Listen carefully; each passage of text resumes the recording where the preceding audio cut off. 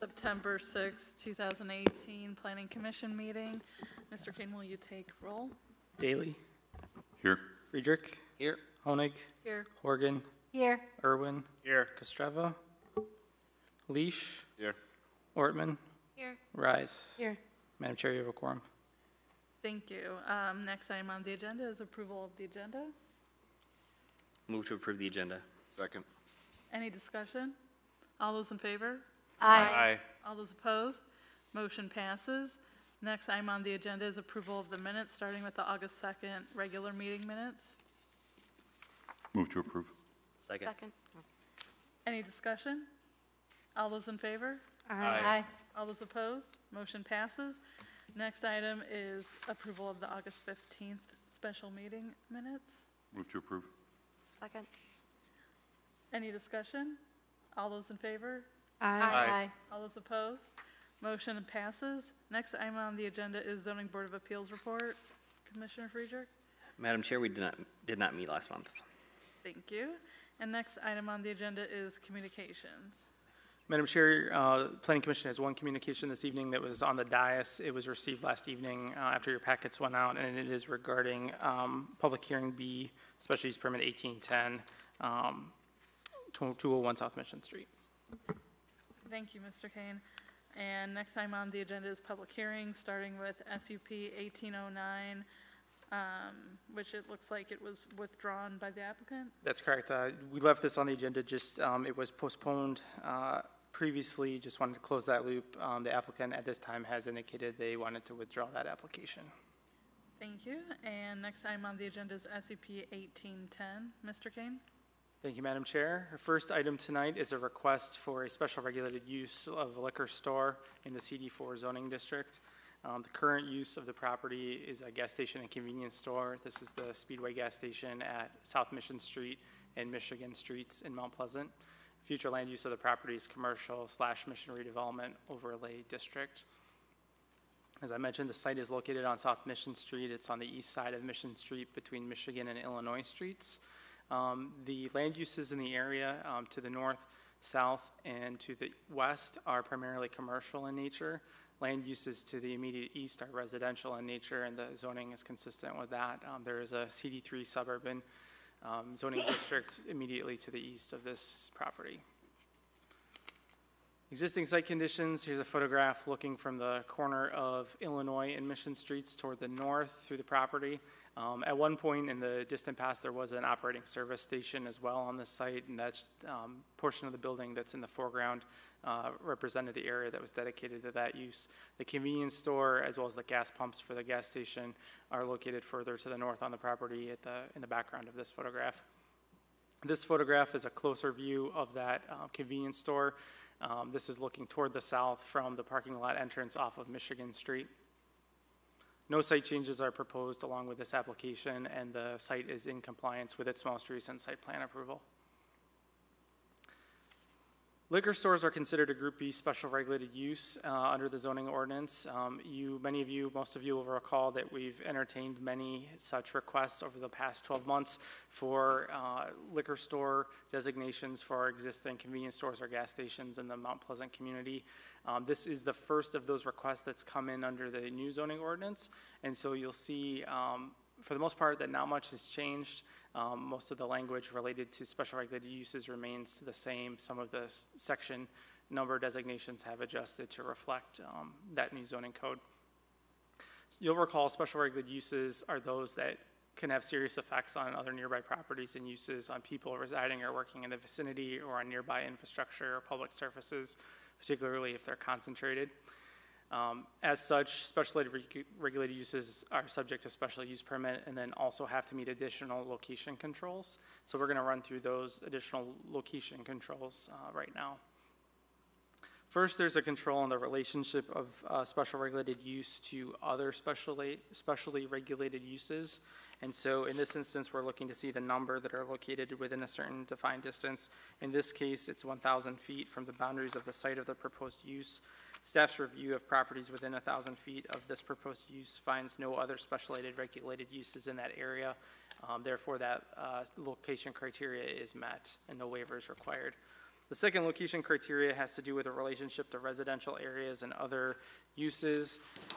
An applicant establishing a Group B special regulated use shall not get an approval if its location's within 300 feet of any of the uses listed on the screen, unless a waiver is provided as detailed under section 410C6A3. And we'll walk through that process now. In this case, there are 21 properties within 300 feet of the proposed use that are in that CD3 suburban residential zoning district. The Planning Commission is able to waive the location standards referenced in here, the relationship to residential areas and other uses, if the following findings are made: that the proposed use will not be contrary to the public interest or injurious to nearby properties, and that the spirit and intent of this section is observed; that the proposed use will not enlarge or encourage the development of Skid Row area; that the establishment of an additional specially regulated use in the area will not be contrary to any program of neighborhood conservation or interfere with any program of urban renewal, and that all applicable regulations of that section are observed. Staff's finding is that all of these standards are satisfied, and that this property is in fact would be eligible for a location waiver should the Planning Commission choose to issue it. So in conclusion, staff's recommendation is approval of the special use permit with the findings and conditions listed above. I'd welcome any questions from the Planning Commission on the application. We do have Sandy Cotter here representing Speedway LLC on behalf of the applicant to answer any questions as well. Any questions for staff? What do we do with this? Well, that's largely up to you. I think for the most part, the issues described with the property maintenance at the rear of the site are best handled through our code enforcement process, more so than through a site plan review or special use permit process. I have discussed the letter with the sender of the letter as well as with the applicant, and the applicant may wish to address this, the letter, when she approaches the podium momentarily.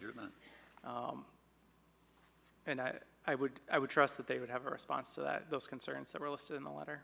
I have shared that letter with them so that they are aware it was received. If the applicant would like to come up? Yes.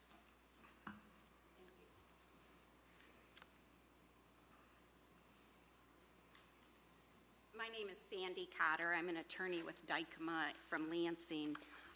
Grew up in Mount Pleasant, though. And I was here before you with this for the Speedway that is on Pickard earlier, or actually last year, before you made the code change. With me today is Ryan Speaks and Deron Taylor, and they're from Speedway and have a lot more on the site information and operational things. I will say that on the photo that Jacob presented to you, the signage, that has been scraped and repainted, and it looks a lot better now than it did in that photo. So that photo was embarrassing to us, and so we took care of that.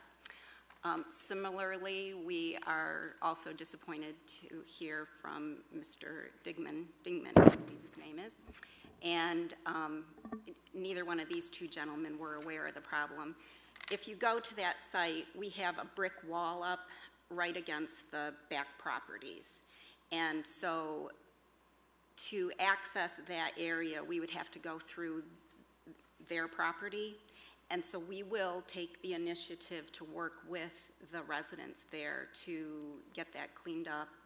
Some of it we think is suckers that came out of a tree that he might have cut down, and then he has fencing that is right against our brick wall there. So those are, we want to be a good neighbor to everybody, and we will work with him and any of the other residents who have issues. We just were not aware of that until Mr. Kane brought it to my attention last night. So it's something that we'll take care of. I don't know if you wanted to add anything. Yeah, I was going Ryan. to say, I'm the region manager, and Deron is the district manager more locally at the store, but that should not be a problem. I mean, we've got a manager there on site that's been there for, I think, 18 years now. he really cares about the community. He, I think, will be able to develop a quick relationship with that neighbor. And then there are some drainage issues that we were not aware of that we can easily, quickly, at least find a solution to, and we see no reason. We just need to develop some sort of relationship that we can access that area, really, from his property, honestly, like she kind of said. Right. Thank you. So we'll be proactive. Thank you. Any questions for the applicant? Thank you very much. Thank you very much. I will open up the public hearing portion for this hearing, if anyone from the public would like to speak. Seeing no one, I'm closing public comment and opening discussion.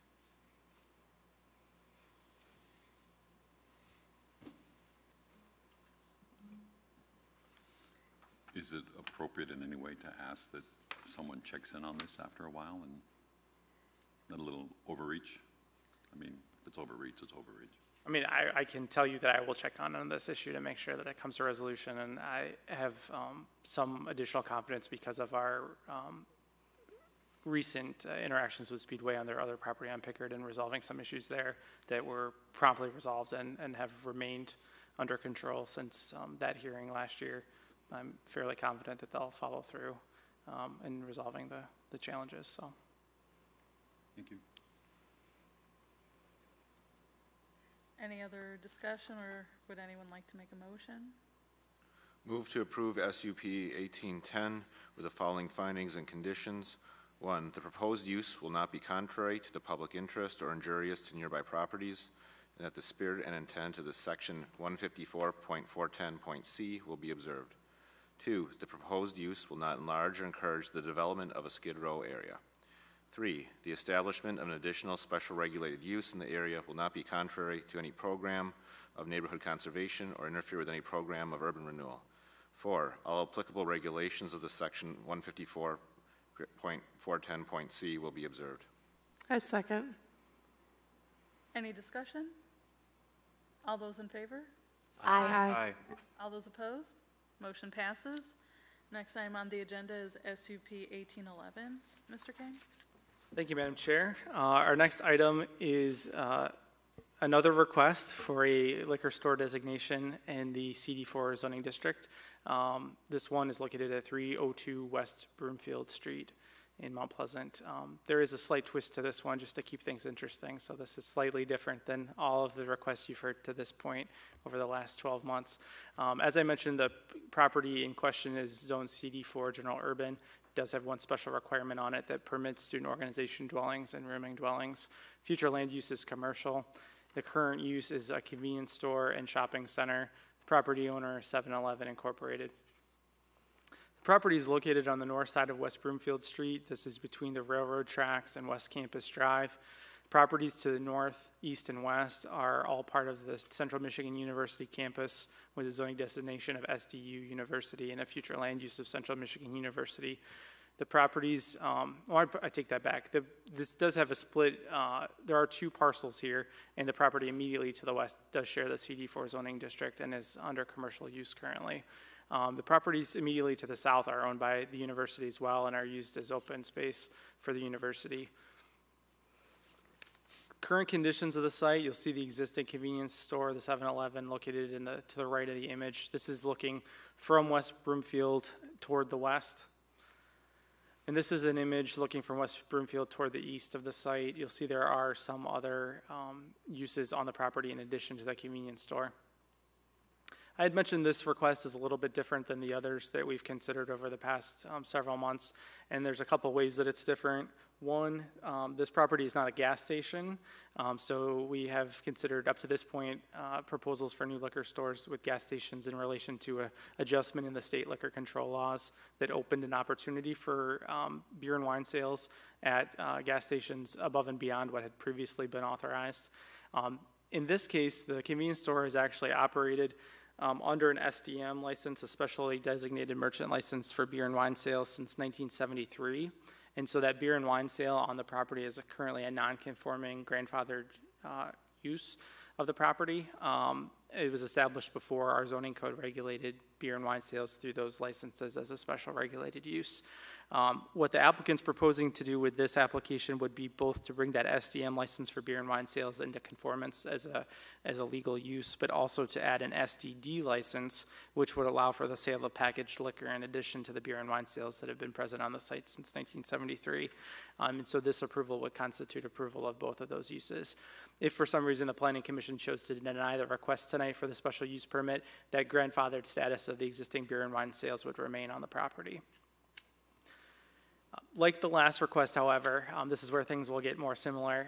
The proposed use is considered a Group B special regulated use under the zoning ordinance for the same reasons stated in the previous case.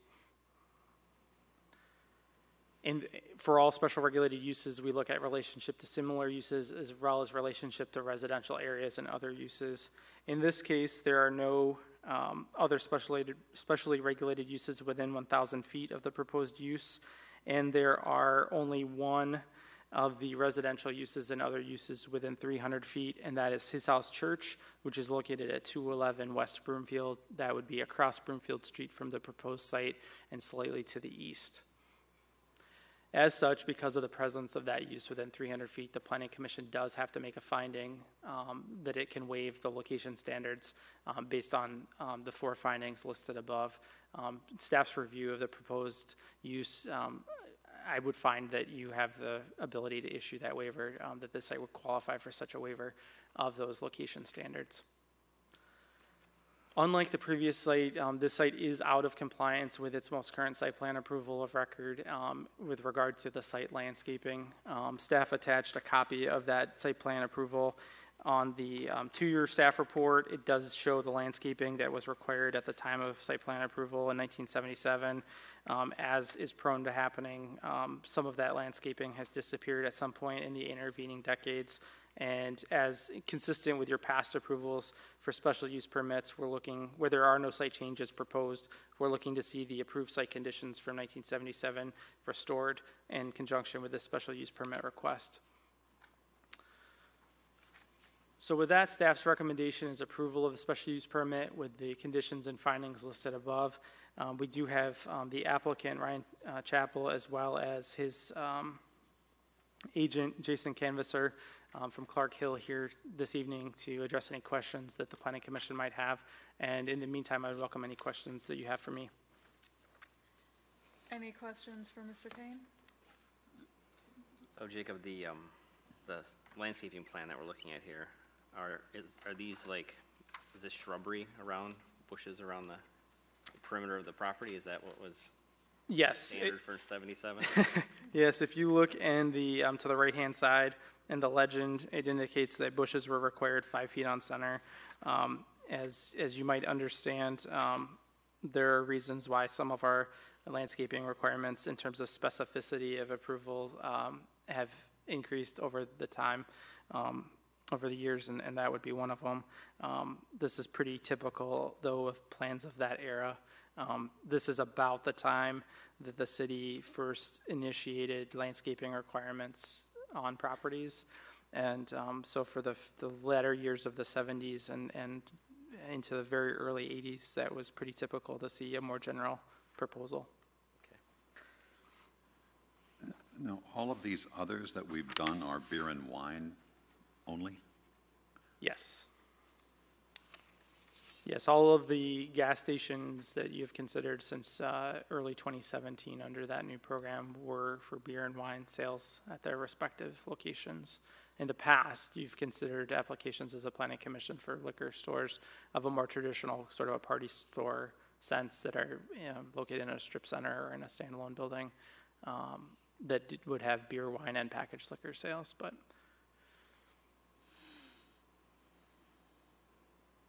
any other questions for Mr. Kane? If the applicant would like to come up.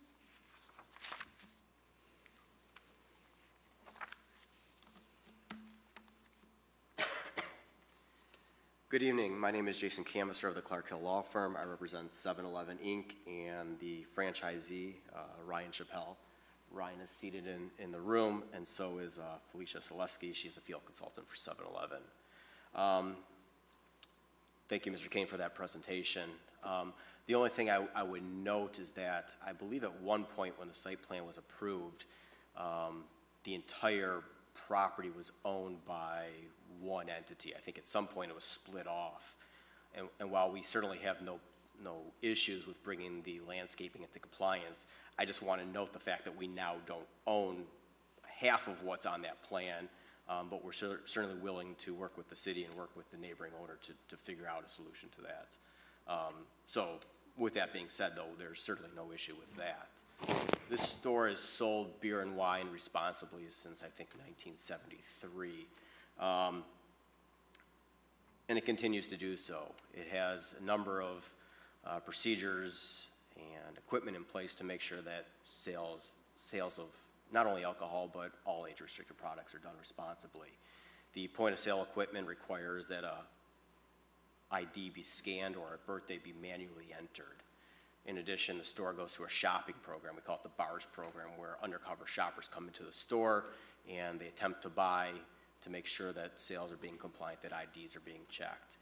And more importantly, every single employee at the store goes through a program called Come of Age. And Come of Age is a program designed to educate employees on the responsible sales of alcohol, not only making sure that people are of age, but that they're not intoxicated, they're not using fake IDs, things along those lines. And we took the time, we being 7-Eleven, took the time to have that program reviewed and approved by the Michigan Liquor Control Commission. So much like a TIPS or a TAMS or some of those other programs, this is a Liquor Commission approved training program that everybody goes through once a year to make sure that they stay compliant. And the store has had a very good history of making sure that they are compliant with the Liquor Commission code in regards to beer and wine sales. Again, the store's had beer and wine under an SDM license. We're requesting an SDD license, which would only add packaged spirits. There's going to be a very small area behind the counter where alcohol spirits will be displayed. Members of the public won't be able to come in and just grab it off the shelf. They'll have to come up to the cash register, show their ID before they're able to purchase anything. I'm happy to answer any questions. I ask that you adopt the staff recommendation and grant the spacing waiver as well with the church, which is across the street, Broomfield, which is, as you know, is depicted on the picture, I think a 4-lane street that also has a median in the middle. I mean, it's a nice shop. It's been a nice shop for a long time. I only know that because I lived down there and would frequent, and people were friendly, and I have no complaints about that. I wonder, are you a party store? Is that? I don't consider 7-Eleven a party store. I think it's a convenience store. I think the alcohol sales, if you took just the beer and wine, it's I think about 7% of monthly sales right now. We estimated, and I went through all the criteria, and I think it was in your packet. I think the number we put together was something about maybe $200 or $300 per day in retail. That's on page 3 of my submission. So there won't be a huge uptick, or we certainly don't expect a huge uptick in alcohol sales. 7-Eleven, they're known for their Slurpees. They have the hot foods, and they continue to expand their selection of foods. This is just another available selection to consumers, but at the grand scheme of things, we anticipate it'll be a very small amount of the sales at this location.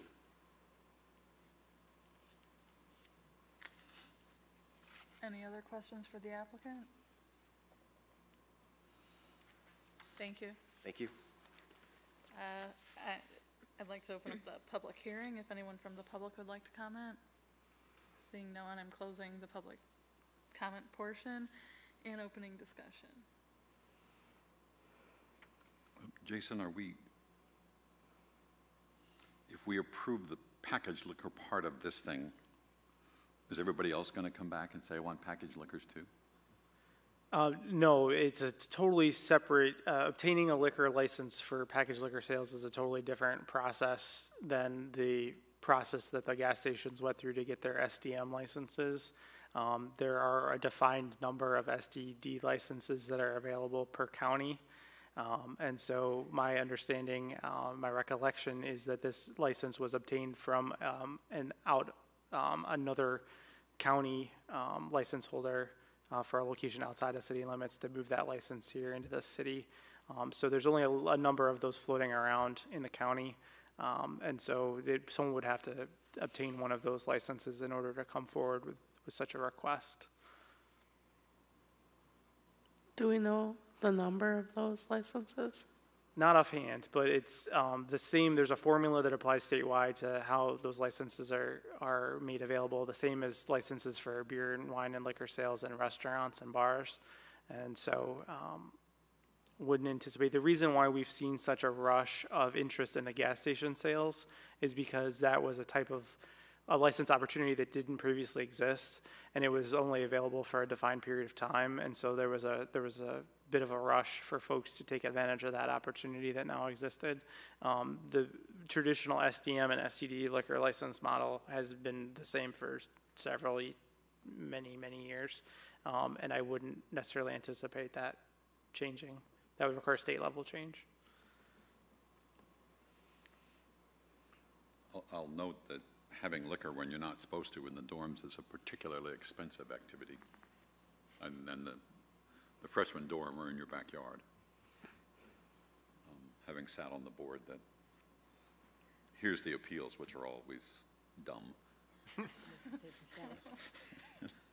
It's really the students' fault if they find themselves in that situation now. It is, I didn't, Any further discussion or motion? I'll move to approve SUP 1811 with the following findings and conditions. 1, the proposed use will not be contrary to the public interest or injuries to nearby properties, and that the spirit and intent of this section 154-410C will be observed. 2, the proposed use will not enlarge or encourage the development of a Skid Row area. 3, the establishment of an additional special regulated use in the area will not be contrary to any program of neighborhood conservation or interfere with any program of urban renewal. 4, all applicable regulations of this section 154-410C will be observed. 5, the applicant shall bring the site landscaping into compliance with the requirements of the 1977 site plan approval. Second. Any further discussion? All those in favor? Aye. All those opposed? Motion passes. Next item on the agenda is public comment. This is the last opportunity for the public to comment today. If anyone from the public would like to comment. Seeing no one, I'm closing public comment. And next item on the agenda is recommending a consultant for the 2050 City Master Plan. Madam Chair, first, thank you all for your time in coming in for a special meeting last month in order to interview 2 prospective consulting teams to produce a 2050 City Master Plan for the City of Mount Pleasant. I think we, certainly my perception is that we received solid presentations from 2 very different firms who are nevertheless proposing to conduct 2 very similar processes. Since the interviews were held, I had the opportunity to conduct reference checks on both firms. As you might expect, those resulted in largely positive feedback from all references who I was able to make contact with. So didn't learn anything that would cause me to recommend that you select one firm over the other on the basis of those references. I've provided you with some questions and items that I feel are most important when making this decision in terms of which firm we should select, but ultimately that selection recommendation is up to you. It is simply a recommendation. The City Commission will be receiving your recommendation in their September 24th meeting packet, and I would expect that they will take action that same evening to recommend entering into a contract with a firm for this project, and potentially the firm that is recommended by the Planning Commission this evening. So with that, I turn it over to the Planning Commission for discussion and consideration. I provided you with 2 motions just simply to facilitate your motion making, and that they are identical other than the name of the firm that's included in that recommendation. Madam Chair. Thank you. Any discussion?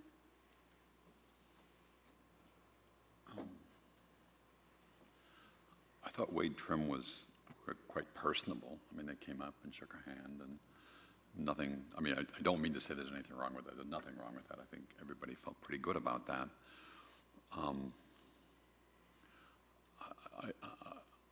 I thought visually the materials that McKenna gave us were a bit more professional. I thought Wade Trim was a whole lot of text, and that's in some ways a choice. I'm left wondering if we're really going to get $50,000 better product by one over the other. My feedback, or what I had shared with Jacob, was I came away from it feeling like both of them had quite a similar approach to what they wanted to address for reaching out to the community to get the community input, but because of how they structure their businesses, that it seemed like McKenna really saw that the barriers of busy life of our community members, they were going to do their community outreach by each of those events that they were looking to outreach and talk with community members were going to include input on all of the different topics that they were looking for input on, whereas Wade Trim was looking at the events for one topic at a time. So in those scenarios, you could easily have a Parks and Rec event and have it focused on the input of the families there for specific to the parks, but you have families there that have adults that are professionals that very well could give a lot of great input for all of the other things that we would want input on also. So that could be a very big missed opportunity if those family members are not available for other events, for other topics. In their applications, both firms have a reasonable number of hours dedicated to the project, just looking how they broke down the hours. Both firms, from watching, the video of the interviews, interviewed well regarding ways to engage with a variety of stakeholders, such as McKenna mentioning the QR codes, website design for feedback, and not just one-way street information, but a two-way street of information. Wade Trim mentioning ice cream social, other things, the things that they've done, at least in one of their, their consulting gigs in the past. We don't know what strategies each firm would actually utilize with this project in Mount Pleasant to engage stakeholders from all segments of the community. We have confidence that either firm that could work. From looking at master planning projects that each firm cited, McKenna mentioned Delhi Township in Oxford, Wade Trim mentioning the Mound Road project from this year. I feel that McKenna demonstrated a bit more thoroughly, not entirely thoroughly, but a bit more thoroughly compared to Wade Trim, how they can work with MDOT on Mission Street redevelopment goals that were issued in the call for proposals. That plus having roughly a 25% lower bid price leads me to move to recommend that the City Commission to engage with McKenna and Associates for the purpose of creating the 2050 master plan.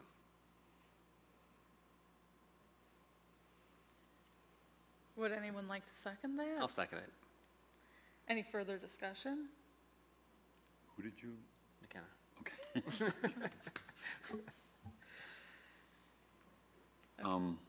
I think that motion was a little quick for a discussion. Maybe folks were done discussing, but of course, the discussion doesn't stop because there was a motion. Well, we can have a motion and then discuss it. There's nothing. Yes, no, that would be appropriate.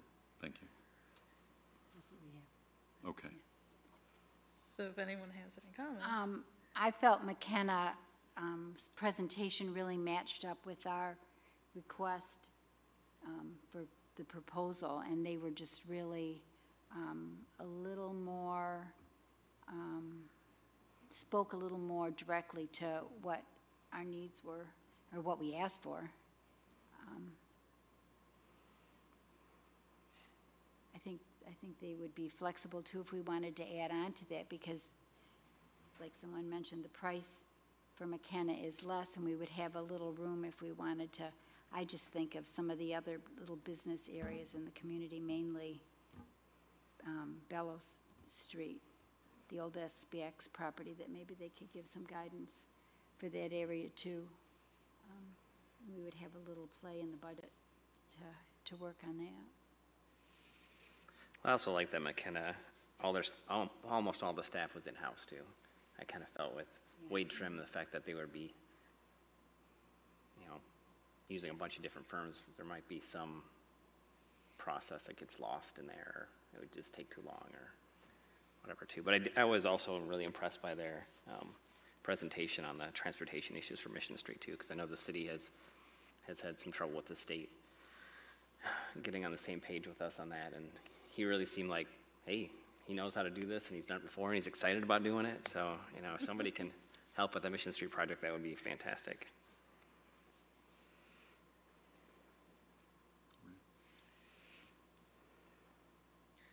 Okay, well, all those in favor? Aye. Aye. All those opposed? Opposed. Motion passes. Next item on the agenda is staff report. Mr. Kane? Thank you, Madam Chair. Wanted to also, before I forget, extend a thank you to everybody who took some time this month to sit down one-on-one and talk about any of your needs as a planning commissioner and how I can be of assistance to you. I realize that you're already taking a good deal of time out of your life to read your packets thoroughly and come to the meetings every month, and so I appreciate you taking some extra time out for that. Hopefully you found some benefit in it. I definitely did. One thing that came out of those discussions were some really good ideas for work sessions, and so I just wanted to give you a heads up that as has been the case for the last several months, we've had some pretty light agendas. As we have those light agendas crop up from time to time, I hope to take advantage of some of those evenings to have a brief work session so that we can talk about some of those topics that you all raised as being items of interest. And so just be aware if you see that reference in your packets, or if you think of anything as we go about our business here that you'd like to add to that list of topics for discussion or training or whatever else, I'd be more than happy and interested to hear what those items might be. At this point, I'm anticipating one item at a minimum will be submitted for your October agenda, and that'll be a special use permit application for a new bank with drive-through. We sometimes are surprised with additional applications, and so our deadline is not until Monday.